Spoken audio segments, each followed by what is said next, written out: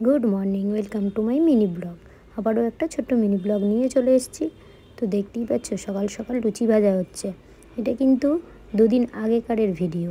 তো আজ সময় পেলাম, আজকেই দিয়ে দিলাম।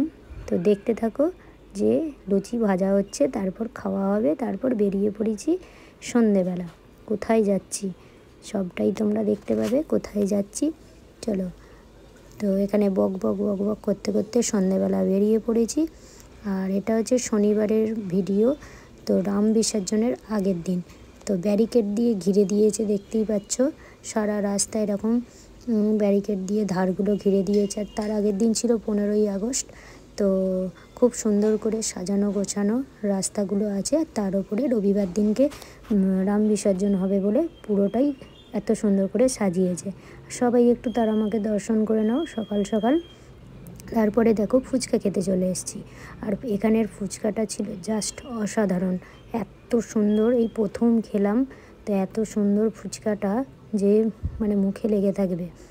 তো এখানে সবাই 50 টাকা করেই নিচ্ছে দেখছি। তো আমরা জানি না যে 50 টাকা করেই খেতে হবে সবাইকে। তো আমরাও খেয়ে নিলাম। তো দিয়েই যাচ্ছে। তা বুঝতে পারিনি, আমরা জানি যে 30 টাকা এরকম হবে। তারপর যখন খেলাম, খেয়ে বললাম যে কত হয়েছে, তখন বলল 50 টাকা। তার মানে আমার বর 50 টাকার, আমার ছেলে 50 টাকার, আর আমি 50 টাকার 150 টাকার ফুচকা খেয়েছি সেদিনকে। আর তার ওপরে ফুচকাটা খেয়ে সবাই দেখছি দই ফুচকা নিয়ে যাচ্ছে। তো আমরাও মনে হলো যে একটা দই ফুচকা তাহলে নিই, এটাও কিন্তু 50 টাকা। তো সেই জন্য 200 টাকার ফুচকা খেয়েছি সেদিনকে আমরা 3 জনে। আর এত সুন্দর করেছিল যে ফুচকাটা, যে খাবে সত্যি সে দ্বিতীয়বার আবার সেখানে খেতে যাবে। দামটা অনেকটা, কিন্তু মশলাপাতি অতটা দেখলাম না।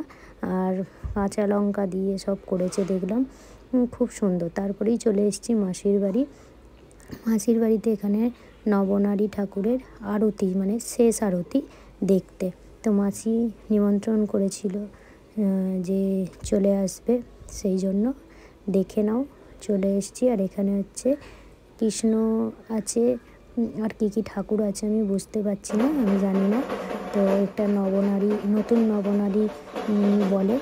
তো আমিও সেই জন্য অত চিনি না ঠাকুর, সেখানে বলে দিলাম। আর এই যে মাসি, তো এই মাসির বাড়ি এসেছি। আর এখানে কিছু চলে যাচ্ছি, কারণ মাসি বললে এখানে বসতে হবে না, চলো মন্দিরের একদম সামনে গিয়ে বসবে। তারপর দেখো শেষ আরতি দেখতে এসছে কত সবাই। তো সবাই মানে প্রচুর ভিড় হয়। আর এখানে না ভোগ দেয়, প্রত্যেকেতেই ভোগ দেয় পুজোতে। আর এখানে শেষ আরতি বলে এখানে সেদিনকে ভোগ করেছিল লুচি, তারপর আলুর দম, গজা।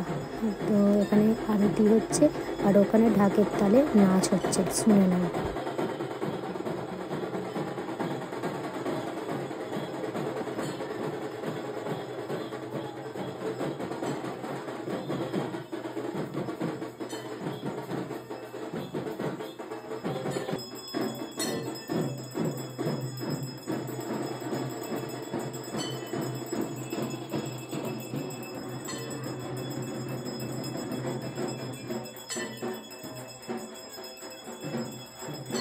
শুনতেই পেলে ঢাকের আওয়াজ।